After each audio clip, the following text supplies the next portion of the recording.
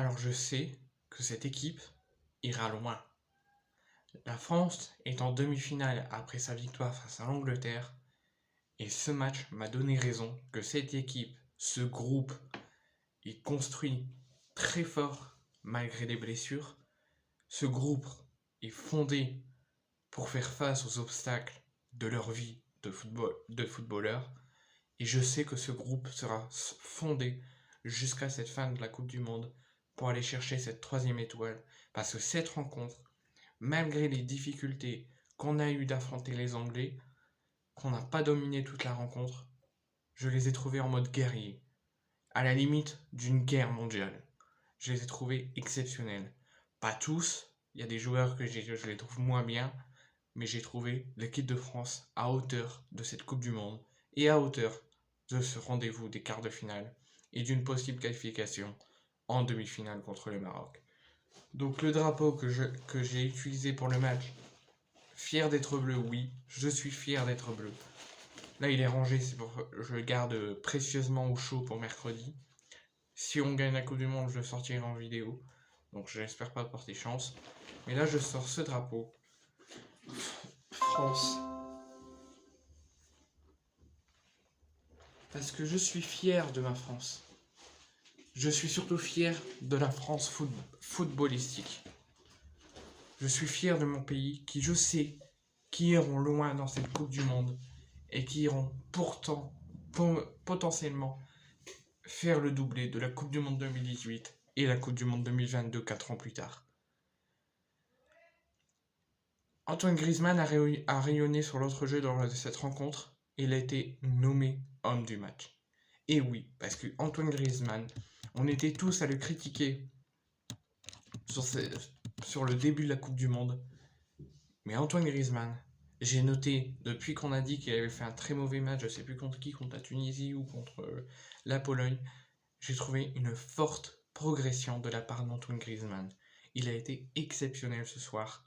Je les trouve, il a été, comme l'équipe de France, à hauteur du rendez-vous. C'était la grande affiche de ces quarts de finale de Coupe du Monde. Après avoir facilement battu le Sénégal de Sadio Mané ou de Bamba Dieng au tour précédent 3-0, les Three Lions affrontaient un adversaire beaucoup plus coriace, notre équipe de France, championne du monde en titre. Sur le papier, le match annonçait du très costaud, avec la présence du trio Kane, Foden et Saka face à l'armada offensive française composée de Griezmann, Mbappé, Dembélé et Giroud. Mais au-delà d'un match de prestige, c'était surtout une demi-finale de Coupe du Monde qui attendait le gagnant de ce duel très attendu. Mais ce sont les Français qui ont été le plus entreprenants en début de partie.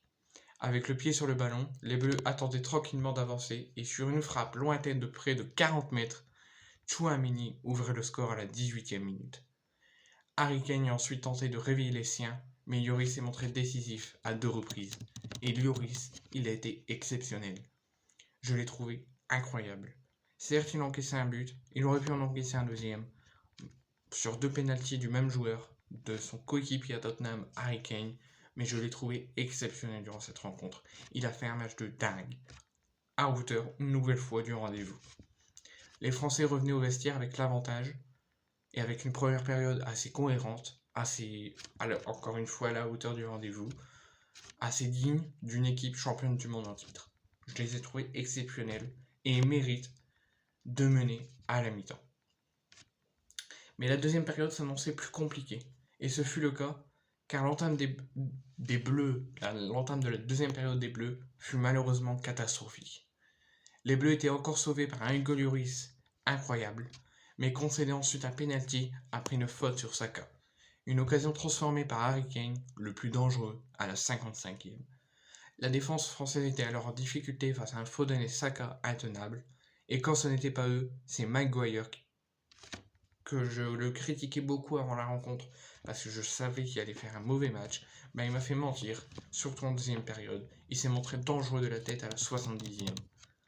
Mais cette équipe de France a de la ressource et comme j'ai dit en début de vidéo, cette équipe de France était en mode guerre, était en mode guerrier pour aller chercher les demi-finales de la Coupe du Monde. Parce qu'ils ont eu de la ressource, ils ont fait une première mi-temps exceptionnelle, ils ont fait une deuxième mi-temps assez moyenne surtout sur le début de match, Pendant une vingtaine de minutes, ils ont eu énormément de mal à se remettre dans le match.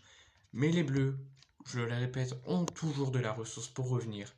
Alors que les Three Lions étaient en nette domination, les Bleus sont parvenus à renverser le score grâce à un nouveau centre de Griezmann pour encore une fois Olivier Giroud, l'homme aux 54 buts et le meilleur buteur de l'équipe de France actuelle.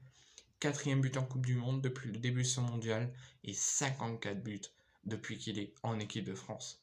Et Griezmann, lui aussi, devient le meilleur passeur de l'histoire de l'équipe de France. Les Bleus pensent avoir fait le plus dur, mais après un contact entre Hernandez et Mount, un nouveau pénalty était offert à Kane. Là, notre cœur s'était arrêté. Notre cœur tremblait, nos mains tremblaient, les jambes tremblaient. Parce qu'on s'est dit, si Harry Kane le transforme de nouveau, là on part directement en prolongation malgré 8 minutes encore une fois de temps additionnel derrière. Mais le buteur des Spurs a envoyé sa tentative loin au-dessus de la barre de Lloris. Sans doute le destin d'une équipe qui a fait le plus dur, qui a fait un match plutôt solide et s'est qualifiée pour la demi-finale face au Maroc. Les Bleus ne sont plus qu'à 2 matchs de remporter une 3e étoile et de conserver leur titre de champion du monde. Et personnellement, je trouve qu'ils le méritent parce que le groupe est soudé, le groupe est cohérent, malgré les récentes blessures qui nous ont un petit peu plombé le moral. Mais ils se sont vite relevés et ils méritent d'être là où ils sont.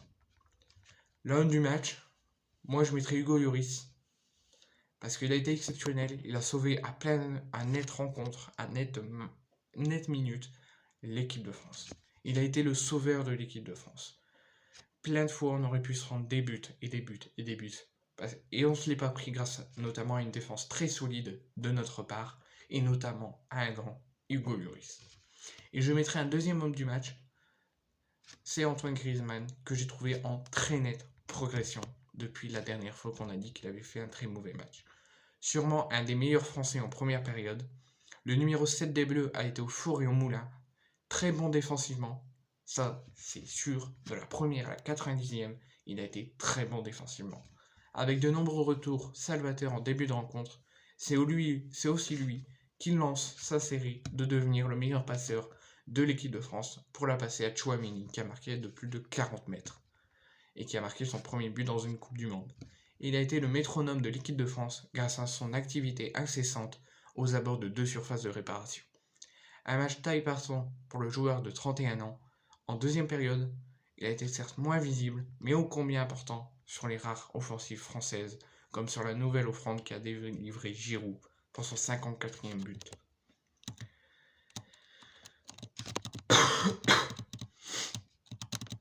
Donc je vais dire mon avis sur les performances des joueurs et après je noterai mes tops et mes flops de l'équipe de France. Donc Koundé, je mettrai un 6 sur 10. Le Barcelonais n'a pas été rassurant malheureusement sur ce côté droit à cause d'un manque d'automatisme flagrant avec Ousmane Dembélé sur les phases offensives. Défensivement, plutôt correct. Il a notamment fait une bonne intervention de la tête pour défoncer Kane juste avant la pause. Il a souffert face aux attaquants anglais qui voulaient à tout prix revenir au score et ce n'est pas montré très dans la partie de terrain adverse. Une rencontre vraiment compliquée pour lui durant laquelle il n'a pas gagné de points parce que je sais que Koundé a les capacités pour faire mieux, mais malheureusement, je ne mettrai qu'un 5 sur 10. J'ai baissé ma note parce que je sais que Koundé peut faire mieux.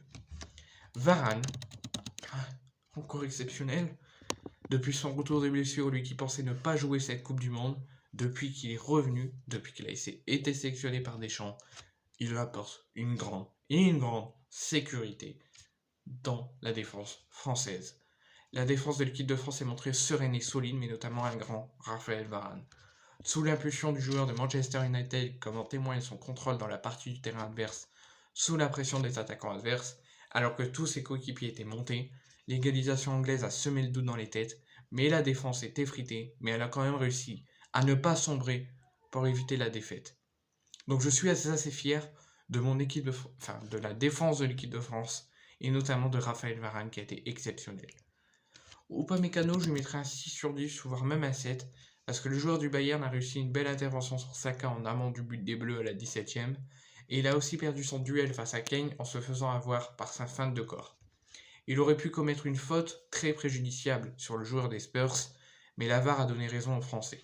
Malgré ses erreurs et son penalty qu'il aurait pu donner à l'Angleterre, le défenseur des Bleus s'est montré relativement solide en défense et il a su gérer les débordements de Saka. Lucas Hernandez lui mettra un 5 sur 10. Le latéral n'a pas été très à l'aise comme son alter ego de l'autre côté du terrain, mais il a quand même été un cran au-dessus, tant défensivement qu'offensivement. Au moment où la France venait de concéder l'égalisation et souffrait en reculant face aux offensives anglaises, il a obtenu une faute discutable en réalisant un retour défensif de grande classe face à Saka. Tchouaméni, je l'ai trouvé resplendissant, mais je lui mettrai qu'il y a eu une note de 7 sur 10. Le Madrilène a commencé sa rencontre avec une mauvaise relance, comme l'équipe de France, qui... voilà. A l'inverse, l'équipe de France lui doit l'ouverture du score sur une frappe lointaine, incroyable de près de 40 mètres, qui a trompé Pickford. Néanmoins, au fil du match, il a disparu des radars après sa réalisation, et pire, il a été le responsable de l'égalisation anglaise, en étant trop naïf et en fauchant Saka dans la surface française. Le milieu de terrain s'est fait prendre par Maguire sur un duel de la tête, mais heureusement pour lui, le défenseur a trouvé le poteau de Hugo Lloris. Donc pas un beau match, mais plutôt satisfaisant. Rabiot, lui, nette progression comme Griezmann. J'aurais préféré qu'il mette Verretou à la place, mais bon. Le joueur de la Juventus a été précieux dans l'entrejeu des Bleus, même s'il a commencé son match avec une perte de balle dangereuse. Dans la foulée, il a enchaîné avec une très bonne récupération par l'ancien Parisien qui n'a pas tiré et a préféré remiser pour Mbappé. Le joueur de 27 ans a brillé sur l'entrejeu en première période. Après la pause, il a réalisé une nouvelle bonne intervention pour récupérer le ballon et lancer la contre-attaque. Il a été moins flamboyant en seconde période, donc je lui mettrai un 5 sur 10. Malgré une nette progression que j'ai dit que je lui mettrais un 7 juste avant, mais finalement je change. Parce qu'une première période comme l'équipe de France, assez correcte, assez satisfaisante. Mais la deuxième période, pas comme l'équipe de France, mais très moyenne. Dembélé. Alors je suis déçu de Ousmane Dembélé parce que je sais qu'il peut faire mieux.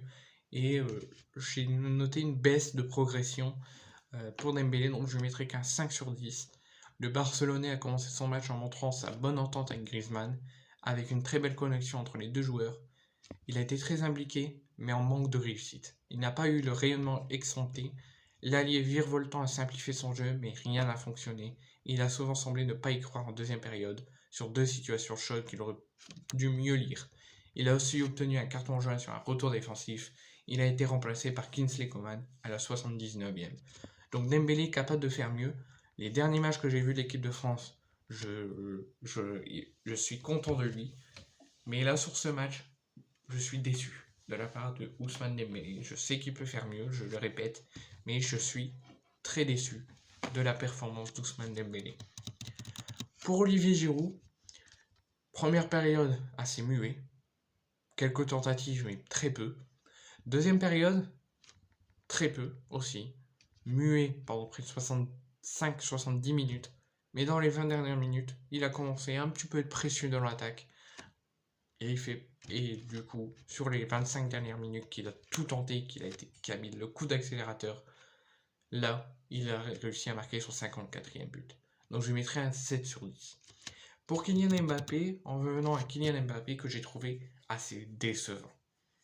Je sais, connaissant Mbappé, quand j'ai vu le match de Paris, notamment contre notre équipe, l'Olympique de Marseille, ou les matchs de Paris que je regarde pour les voir s'incliner, comme tout fait les supporters de l'OM pour voir leur rival s'incliner, ou les précédents matchs de l'équipe de France à l'Euro, à la dernière Coupe du Monde, tout ça, je sais que Mbappé est capable de faire plus. Comme les joueurs que j'ai moins notés et que j'ai trouvé des performances assez moyennes, ou assez satisfaisantes, mais qui peut faire plus, Mbappé, il n'a pas été bon ce soir. Malgré, certes, le plan anti-Mbappé que l'Angleterre a fait, je pense que Mbappé, si c'est un grand joueur de classe mondiale, comme tout le monde le dit, il peut faire face à une défense anglaise qui a fait un plan anti-Mbappé. Donc, limite dans les 10 dernières minutes, il s'est montré, mais très peu. mais je sais qu'il peut faire plus, c'est ça qui m'énerve. Parce que Mbappé, souvent, il nous fait gagner quand on est en galère, comme là, on était en galère quelques fois dans la rencontre. S'il aurait été bon dans son bon état de forme, il nous aurait peut-être fait gagner. Là, on a gagné, mais je suis un peu déçu de la performance de Mbappé. C'est pour ça que j'ai quasiment rien pour lui, parce que je sais qu'il peut faire mieux, tout simplement. Donc je vous donne rendez-vous mercredi pour la rencontre contre le Maroc, qui va être assez excitant. Et l'autre rencontre, Croatie-Argentine, que je ferai aussi le débrief. Et pourquoi pas le remake de 2018, un France-Croatie en finale, ou un France-Argentine en finale.